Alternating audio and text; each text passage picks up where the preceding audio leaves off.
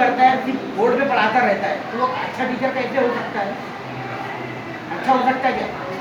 ठीक है, इसमें कोई दुरुस्ती की जरूरत हो सकती है कि नहीं?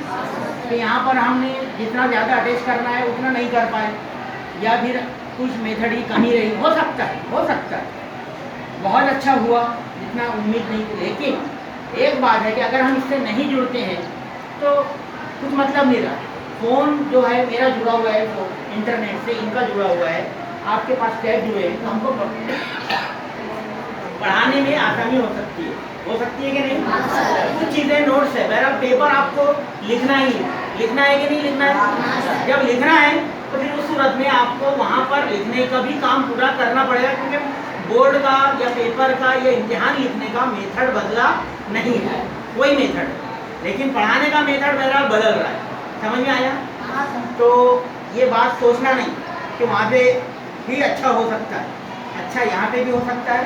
आपके पीरियड यहाँ पे होते रहेंगे इंशाल्लाह बाद में, है ना?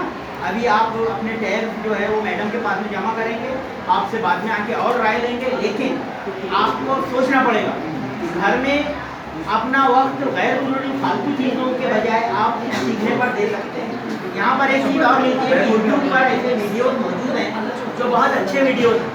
आप अपने घर में कोई फ़ोन लेकर एक सबसे इम्पोर्टेंट चीज़ जो समझ में आई है कि सर ने स्टोरी यूट्यूब पे निकाली। यूट्यूब पे आप जाएं और चिल्ड्रन स्टोरीज करके इन हिंदी, इन मराठी, इन उर्दू, तो आपको पूरा एक भंडार वहाँ पर मिलेगा, एक ज़खीरा। समझ में आया? और आप वो स्टोरीज देख सकते हैं, सुन सकते हैं, समझ सकते हैं कि नहीं? बस उसका इस्तेमाल करें और यहाँ पर आकर उसके लिए कुछ सीखने की कोशिश